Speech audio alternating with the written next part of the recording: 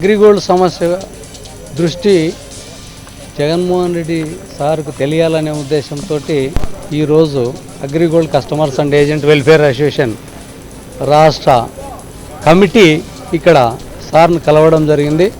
Sir బాగా స్పందించి ఇది అసెంబ్లీలో కూడా కంపల్సరిగా లేవనెత్తుతాను అని కూడా చెప్పడం జరిగింది. ఈ అసోసియేషన్ తరఫున AgriGold customers and agent welfare association తరఫున నిరవధిక నిరాహార దీక్షకు కూడా మార్చి 3వ తారీఖు నుంచి కూడా మేము నిశ్చయించడం జరిగింది. చంద్రబాబు నాయుడు గారు ఈ పదే ఈ సమస్యను నాన్చుకుంటూ ఇప్పటికి దాదాపుగా 101 మంది చనిపోవడానికి కారణమయ్యారు. కానీ చిత్తశుద్ధితో ఏ విధంగానూ ఆయన ఈ సమస్య పరిష్కార దిశగా అడుగులు వేయడం లేదని మేము బాధితులందరం ముక్తకంఠంతో ఎన్నిసార్లు చెప్పి మొరబెట్టుకున్నా కూడా ఆయన ఏమాత్రం కూడా పలకరించడం లేదు. నేను ఈ సమస్యను పరిష్కరిస్తాను అని చెప్పి మీడియా ముఖంగా చెప్తున్నాడు తప్ప న్యాయపరమైన సమస్య ఏదైనా చిక్కులు ఉంటే అది హైకోర్టు దృష్టికి తీసుకెళ్ళి ఆ న్యాయపరమైన చిక్కులు కంపల్సరిగా నెరవేర్చి బాధితులందరికీ న్యాయం చేయాలని చెప్పి డిమాండ్ తోటి నిరవధిక నిరాహార దీక్ష తీసుకుపోతున్నాం. మా ముఖ్యమైన డిమాండ్ ఏమంటే అగ్రిగోల్డ్ ఆస్తులు ఏవైతే జప్తు చేసుకున్నారో వాటినన్నిటినీ గౌరవ ప్రభుత్వం వేలంలో పాడుకొనైనా సరే లేదా పూర్తిగా జప్తు చేసుకొనైనా సరే కోర్టుకు చెప్పేసి బాధితులందరికీ ఒక్కటేసారిగా తక్షణం బాండ్ల రూపంలో అయినా ఇచ్చేసి మొత్తం సెటిల్మెంట్ చేయాలని చెప్పి మేము రిక్వెస్ట్ చేస్తున్నాం. కాని పక్షంలో ఈ నిరవధిక దీక్ష నుంచి అమర నిరాహార దీక్ష కూడా అదే విజయవాడలో చేయాలని చెప్పి AgriGold customers and agent welfare association భావిస్తోందని చెప్పి మీడియా ముఖంగా చెప్తున్నాం. మీడియా కూడా ప్రతి చిన్న అంశం అగ్రిగోల్డ్లో ఏ విధమైన ఇబ్బంది జరిగినా కూడా ప్రజల దృష్టికి, ప్రతిపక్ష నేతల దృష్టికి, ప్రభుత్వం దృష్టికి తీసుకుపోతున్నా కూడా ఈ ప్రభుత్వం, ఆంధ్రప్రదేశ్ ప్రభుత్వం ముఖ్యంగా ఆస్తులు జప్తు చేసి పెట్టుకుందే కానీ ఏమాత్రం కూడా దానిపైన చర్య తీసుకోవడానికి ఉపేక్షించడం లేదు. ఈరోజు అగ్రిగోల్డ్ ఆస్తులు ఎవరైతే కంపెనీ యాజమాన్యం బయట ఉన్నారో వాళ్ళు అమ్ముకొని తింటున్నా కూడా చూస్తూ ఊరికే ఉంటుంది తప్ప వాళ్ళపైన చర్య తీసుకోవడం లేదు.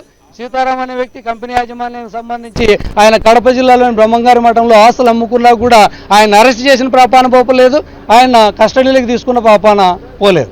కంపెనీ యాజమాన్యం కుమ్మక్కై ఆడుతున్న నాటకం అని చెప్పి మేము భావిస్తున్నాం. దీన్ని మీరు కంపల్సరిగా చిత్తశుద్ధితో న్యాయం చేయకపోతే బాధితులందరూ కూడా కంపల్సరిగా అమరణ నిరాహార దీక్షకు సైతం సిద్ధపడి ఉన్నారని చెప్పి ఈ సందర్భంగా మీడియా ముఖంగా తెలియజేసుకుంటాను. నేను అసోసియేషన్కి రాష్ట్ర ప్రధాన కార్యదర్శిగా ఉన్నాను.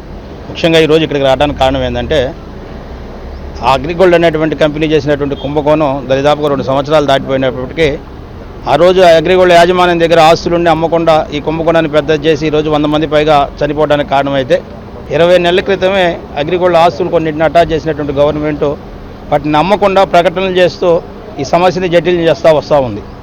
దీని మీద మేము అనేక పోరాటాలు చేసాం. న్యాయస్థానానికి వెళ్ళినా కూడా కోర్టులో కూడా ఆస్తులు మొత్తం సబ్మిట్ చేయకుండా వాటి ఆస్తుల వేలం ప్రక్రియ కూడా వేగవంతంగా జరగకుండా చూడటం వల్ల 32 కోట్లు మాత్రమే సేకరించగలిగాం.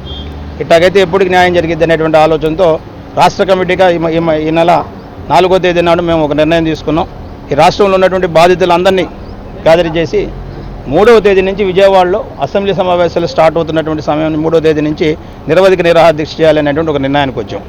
దాని మీద ఈ రాష్ట్రంలోని ప్రతిపక్ష నాయకుడిగా వైఎస్ జగన్మోహన్ రెడ్డి గారిని ఈరోజు కలవడం జరిగింది.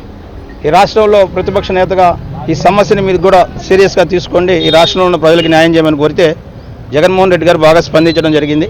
ఖచ్చితంగా మీరు జరిగేటువంటి నిరాహార దీక్షకి పూర్తి స్థాయిలో పార్టీ పరంగా మేము మద్దతు తెలుపుతామని తెలియజేశారు. అదేవిధంగా ఖచ్చితంగా మీ నిరాహార దీక్ష శిబిరంలో నేను కూడా వస్తానన్నా, నేను కూడా పార్టిసిపేషన్ చేస్తానని చెప్పి జగన్మోహన్ రెడ్డి గారు చెప్తుందో మేము కూడా సంతోషిస్తున్నాం. ఆయనకు కూడా అసోసియేషన్ తరఫున ధన్యవాదాలు తెలియజేస్తా ఉన్నాం. అయితే రాష్ట్ర ప్రభుత్వానికి ఒకటే చెప్తున్నాం, మా డిమాండ్ సింగిల్ డిమాండ్తో ఈరోజు మేము ముందుకెళ్తా ఉన్నాం. ఆస్తులు జప్తు చేసి 20 నెలలు అవుతుంది. వాటిని వేగంగా అమ్మండి, లేదో ఆక్షన్లో ఎవరు రాకపోతే మీరైనా, ఈ గవర్నమెంట్ కూడా అనేక ఎకరాల భూములు కావాల్సి వస్తున్నాయి. మా దగ్గర హాయ్లాండ్ లాంటి మంచి ప్రాజెక్ట్స్ ఉన్నాయి, అదేవిధంగా ఫుడ్ డివిజన్ లాంటి ఫ్యాక్టరీలు ఉన్నాయి. వీటన్నిటిని కూడా గవర్నమెంట్ తరఫున ఆక్షన్లో పార్టిసిపేషన్ చేసి పాల్గొని వాటిని కొనైనా సరే జనానికి న్యాయం చేయమంటున్నాం. అది కూడా కుదరని పక్షంలో ఈ రాష్ట్ర గవర్నమెంట్ యాజమాన్యానికంటే ఎక్కువగా అగ్రిగోల్డ్ కంపెనీకి అప్పుల కంటే ఆస్తులు ఎక్కువని చెప్పి పదే చెప్పినటువంటి రాష్ట్ర గవర్నమెంటే ఆ ఆస్తులన్నింటిని కూడా స్వాధీనం చేసుకొని జనానికి డబ్బులు ఇమ్మంటున్నాం. జనానికి డబ్బులు ఇమ్మనే కాడికే ఈ రాష్ట్ర ప్రభుత్వం మన జనం దగ్గరికి వచ్చేసరికి ఖచ్చితంగా మాది ఒక పేద ప్రభుత్వం అనేటువంటి పరిస్థితి ఉంది. కాబట్టి మేము కూడా ఒక సలహా ఇస్తున్నాం. ఏదైతే మీ డీజీపీ గారు చెప్పినట్టు 1100 కోట్ల రూపాయలు ఉంటే ఈరోజు 80% ఈ సమస్య సాల్వ్ అవుతుందని డీజీపీ గారు ఏదైతే చెప్పారో ఆ 1100 కోట్ల రూపాయలకి మీరు ఒక హాయిలాండ్నో లేకపోతే యారాడ్ బీచ్లో ఉన్నటువంటి స్థలాన్ని నమ్మినా 1100 కోట్ల రూపాయలు వస్తాయి. ముందు వాటిని నమ్మి చిన్న ఖాతాదారులకి డబ్బులు ఇవ్వండి. పెద్ద ఖాతాదారులకి రాష్ట్ర ప్రభుత్వమే హామీ పత్రాలు ఇచ్చైనా మరొకరు చనిపోకుండా కాపాడాల్సిన బాధ్యత ప్రభుత్వం మీద ఉంది, గట్టిగా చెప్తున్నాం. నిన్నటి వరకు ఈ సమస్యకి యాజమాన్యం కారణం అనుకుంటున్నాం, కానీ ఈరోజు ఈ సమస్య జటిలం అవుతానికి ఖచ్చితంగా దీంట్లో ప్రభుత్వ నిర్లక్ష్యం ఉందనేది బాధితులందరూ కూడా గుర్తిరగాలి. ఖచ్చితంగా ప్రభుత్వం దిగొచ్చేంత వరకు ఈ పోరాటానికి మీరు అందరూ కూడా సహకరించమని రిక్వెస్ట్ చేస్తా ఉన్నాం.